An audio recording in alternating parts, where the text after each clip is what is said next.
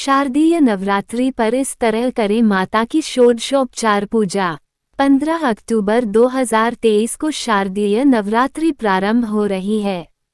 नवरात्रि के 9 दिनों में शुभ मुहूर्त में माता की षोडशोपचार पूजा करना चाहिए।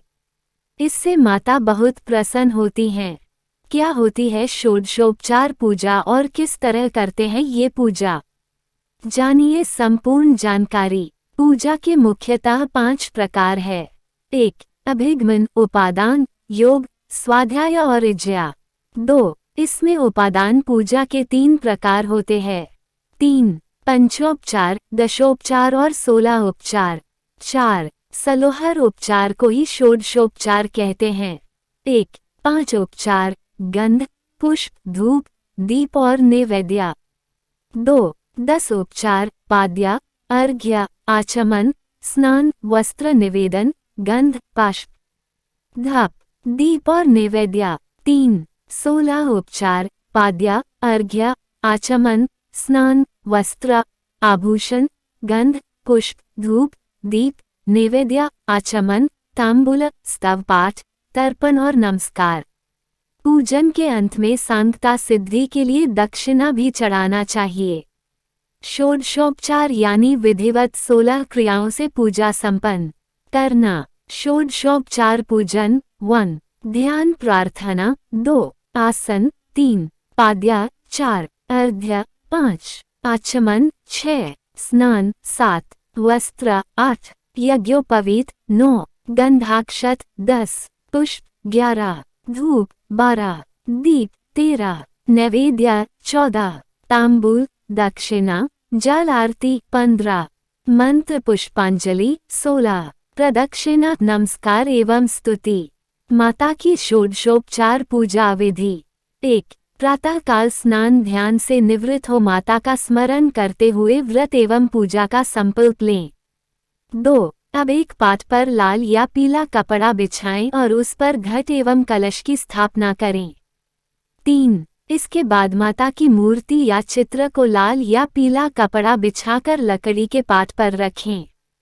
4. मूर्ति को स्नान कराएं और यदि चित्र है तो उसे अच्छे से साफ करें। 5. पूजन में माता के सामने धूप, दीप अवश्य जलाना चाहिए। जलाए गए दीपक को स्वयं कभी नहीं बुझाना चाहिए। 6. फिर माता के मस्तक पर हल्दी, कुंकु और चावल लगाएं। फिर उन्हें हार और फूल चढ़ाकर माला पहनाएं। 7. पूजन में अनामिका अंगुली छोटी उंगली के पास वाली यानी रिंग फिंगर से गंध, चंदन, कुमकुम, अबीर, गुलाल, हल्दी, मेहंदी लगाना चाहिए। 8. इसके बाद माता को संपूर्ण 16 प्रकार की सामग्री अर्पित करें जिसमें उनके 16 श्रृंगार का सामान भी हो। 9. पूजा करने के बाद प्रसाद या नैवेद्य भोग चढ़ाएं और प्रसाद अर्पित करें। 10. ध्यान रखें कि नमक, मिर्च और तेल का प्रयोग नैवेद्य में नहीं किया जाता है। 11. प्रत्येक पकवान पर तुलसी का एक पत्ता रखा जाता है।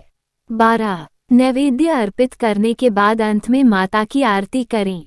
13. आरती के बाद सभी को प्रसाद वितरित करें। नोट: घर में या मंदिर में जब भी कोई विशेष पूजा करे तो अपने इष्टदेव के साथ ही स्वस्तिक, कलश, नवग्रह देवता, पंच लोकपाल, षोडश मातृका, सप्त मातृका का पूजन भी किया जाता। लेकिन विस्तृत पूजा तो पंडित जी ही करते हैं। पूजा के नियम। 1. माता के पूजन में शुद्धता व सात्विकता का विशेष महत्व है।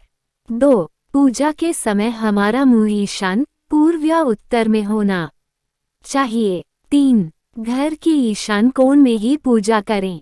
4. पूजा का उचित मुहूर्त देखें या दोपहर 12 से शाम 4, रात्रि 12 से प्रातः 3 बजे के बीच का समय छोड़कर पूजा करें। 5. पूजन के समय पंचदेव की स्थापना जरूर करें। सूर्यदेव, श्री गणेश, दुर्गा, शिव और विष्णु को पंचदेव कहा गया है।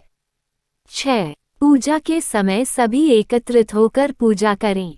पूजा के दौरान किसी भी प्रकार शोर न करें। घर में पूजा हेतु क्या क्या होना चाहिए? में गृहे लिंगद्वयम नाच्यम गणेश तृतीय तथा शंखद्वयं तथा सूर्यो नार्यो शक्तित्रयं तथा द्वे चक्रे द्वारकायास्तु शालग्राम शिलाद्वयम् तेषा तु पूजनेनैव उद्वेग प्राप्नुयाद गृही। अर्थ घर में 2 शिवलिंग, 3 गणेश, 2 शंख, 2 सूर्य, 3 दुर्गा मूर्ति, 2 गोमती चक्र और 2 शालिग्राम की पूजा करने से गृहस्थ मनुष्य को अशांति होती है। एका मूर्तिर्न संपूज्या ग्रहिणा स्केटमिच्छता अनेक मूर्ति संपन्नाः सर्वान् कामान् वाप्नुयात्। अर्थ कल्याण चाहने वाले गृहस्थ एक मूर्ति की पूजा न करें, किंतु अनेक देवमूर्ति की पूजा करें, इससे कामना पूरी होती है।